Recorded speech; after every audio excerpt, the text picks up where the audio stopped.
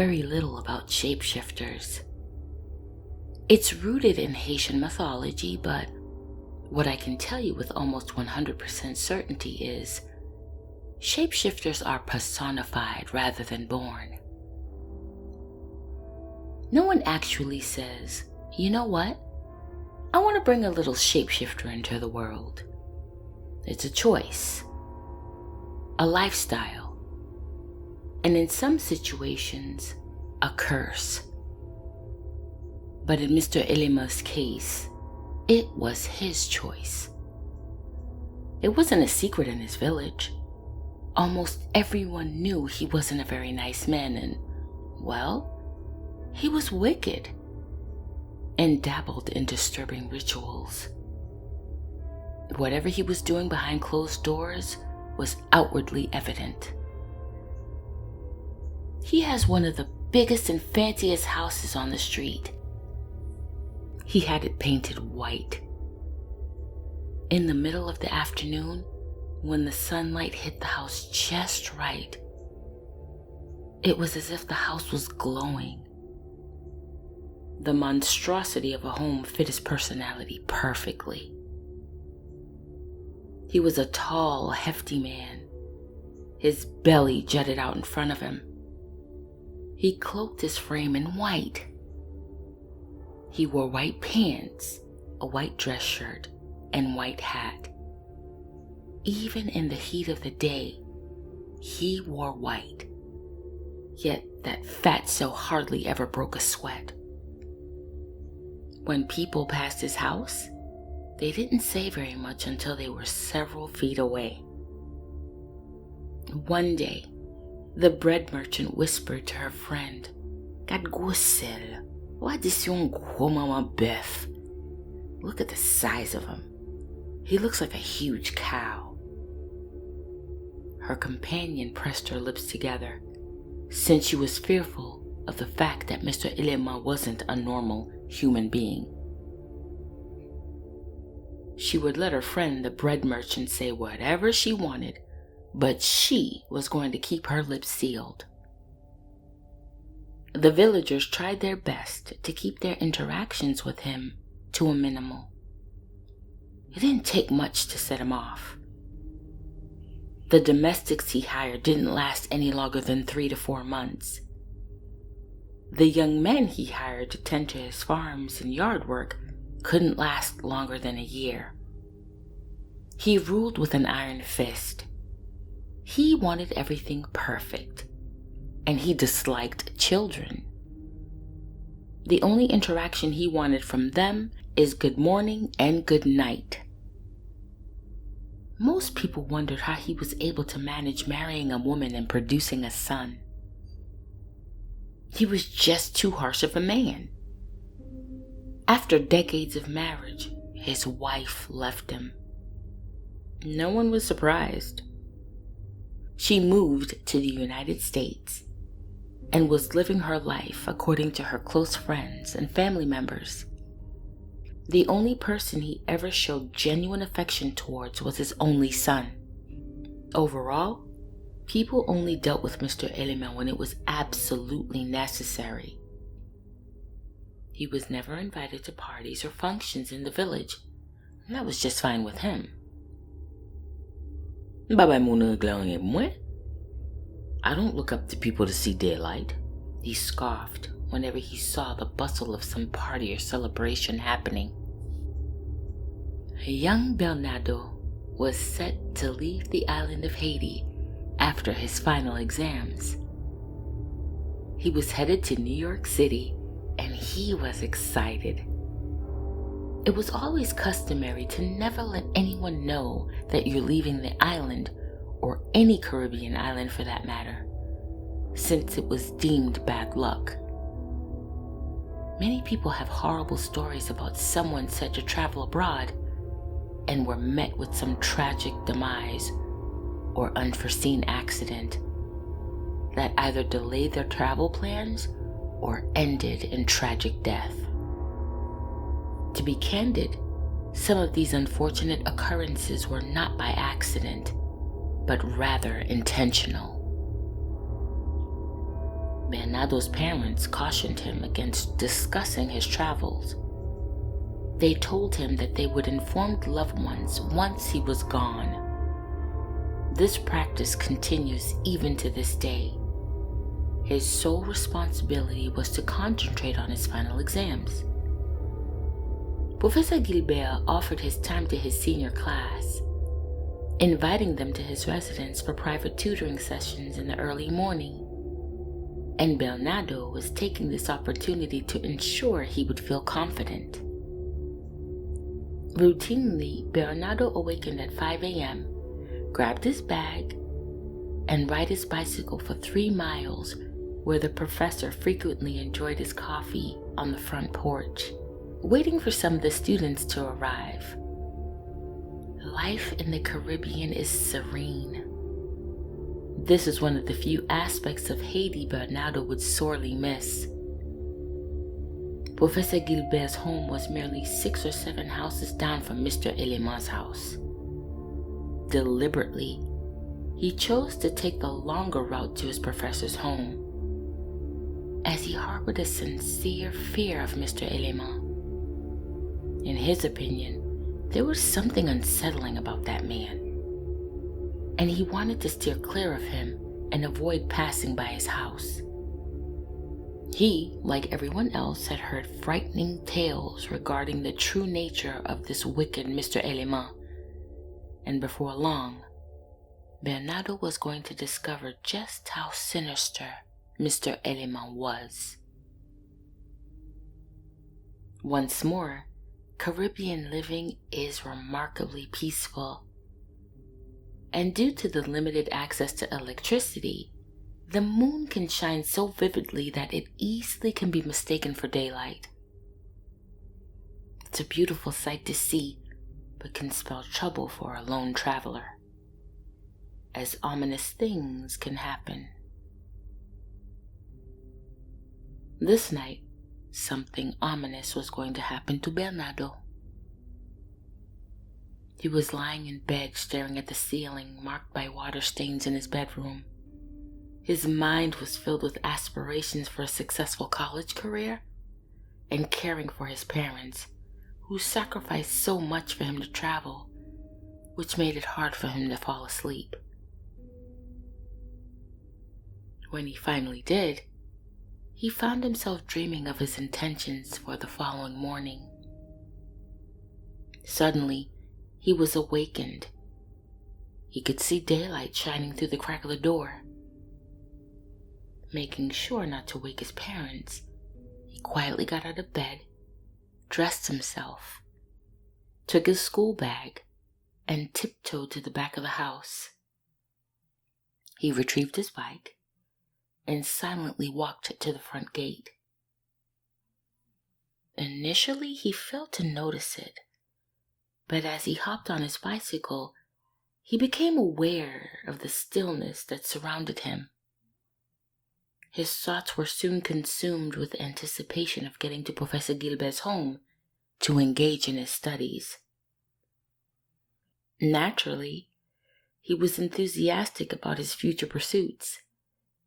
Bernardo began to visualize the hour-long drive that he would make to the Toussaint Louverture International Airport.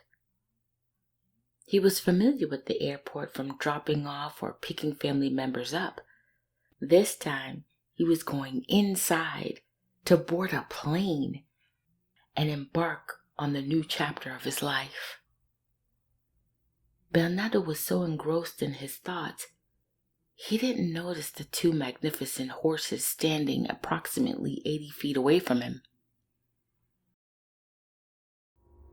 The sight of these horses startled him. Although he had seen show horses before, nothing compared to the beauty of these 2 creatures. They were larger than any horse he had ever seen in his life. He slowed down, staring at them, mesmerized by their size. Oh, kote bel cheval sa yo soti? Kote met yo? Where did these beautiful horses come from? Where's their owner? He pondered to himself. As he passed by them, he was taken aback to see them staring at him. His neck muscles strained as he distanced himself from them. They appeared like statues beneath a large mango tree. A dreadful sensation overcame him when he realized that what he believed was daylight was actually the moon. Quête, comment me quitter la lune ne trompe-me là? How did I allow the moonlight to mislead me? He pondered to himself. Slightly frustrated with his blunder, his mind raced as he tried to decide, should he press on to his professor's house or turn around and head home? It wasn't long before he could hear the sound of horses trotting behind him. In a state of complete shock, he quickly realized that they were trailing him. His heart sank. He felt a tingling sensation on his skin, and the hairs on the back of his head rose when he heard an internal gentle voice encouraging him to increase his speed. He lifted his behind off the seat. Using his legs, he started to widen the space between him and these unusual creatures. To his horror, he realized that they too were gaining speed. The situation became urgent as he envisioned being stomped to death by 2 white horses. Papa, bon Dieu, Jésus, aide-moi. Oh, Father God, Jesus, please help me, he prayed in silence. He was cycling at maximum speed, and the 2 white horses were rapidly approaching him. Bernardo was convinced he was about to meet his end. His life flashed before his eyes. No traveling abroad, no college, his parents crying, and his coffin being lowered into the ground. But a ray of hope sparked when he saw his professor's house in the distance. Merci Jésus. Oh, thank you, Jesus, he said out loud. Using whatever strength he had left, he began to shout, Professor Gilbert! Professor Gilbert, ouvrez porte pour moi! Professor Gilbert, open the door! It appears that fate was playing its role. Professor Gilbert was having trouble falling asleep, since he was busy grading papers and preparing to tutor some students. He brewed a small cup of coffee and opted to open the front door, hoping to catch a breeze. He sat there, looking out at the dirt road. He cherished full moons, as they allowed you to see almost everything when the moon shone brightly. His solitude was interrupted by the sound of tremendous galloping and a familiar voice screaming his name. Professor Gilbert was filled with apprehension as he stepped back into the house. His heart was racing, even though the voice that was calling out to him was one he knew. He was not prepared to take any risks due to considerate encounters with shapeshifters. He forcefully slammed the door shut and pressed his ear against the door. The sound of galloping intensified, and that voice could still be heard shouting, Professor Gilbert! Professor Gilbert! C'est Bernardo, ouvrez porte là pour moi! Professor Gilbert! It's Bernardo! Open the door! Help me! The professor burst through the door to witness 2 horses in fervent pursuit of his student.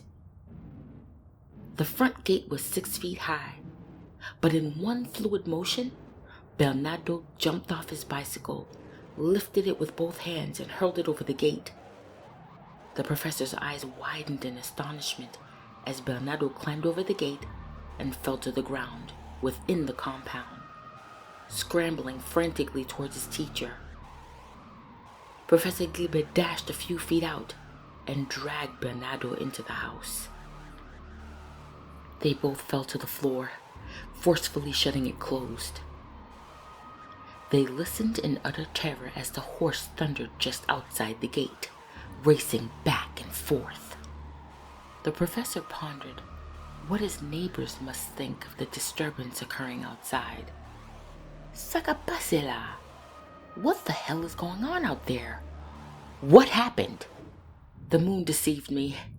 I thought it was daytime. I was coming to you to study when those two horses began hunting me. Vous sauvez. You saved me."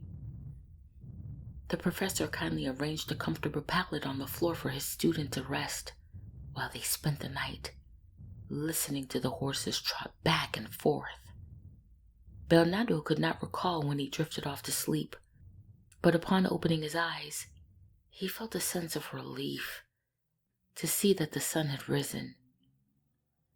He quickly got to his feet and informed his teacher that he was headed home. He contemplated on whether he should take the day off. The sun was shining, and he could observe people in the morning starting their day. Yet, the memories of the previous night plagued him. His bicycle sustained damage after it crashed to the ground, prompting him to choose to walk home. He thought about how he would explain this bizarre encounter to his parents. Bernardo was so absorbed in his thoughts that he failed to notice he was walking past Mr. Elema's residence. He was too fatigued to turn back now, and he felt indifferent. He saw that the old grumpy man, dressed in his usual white, was enjoying his coffee. Bernardo found himself in a dilemma. He did not want to greet this sinister man, but he didn't want to be rude either. He wanted to prevent any animosity from developing between this lunatic and his parents. I mean, that's how fickle that man was. If Bernardo didn't greet him, he would then complain to his parents and tell them that they raised an impolite young man. After clearing his throat, he timidly said, "Bonjour, Don Elema." "Good morning, Mr. Elema."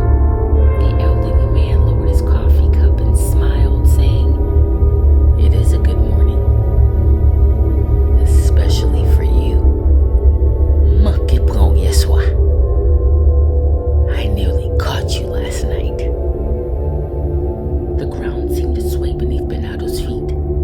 He struggled to remain calm and unaffected.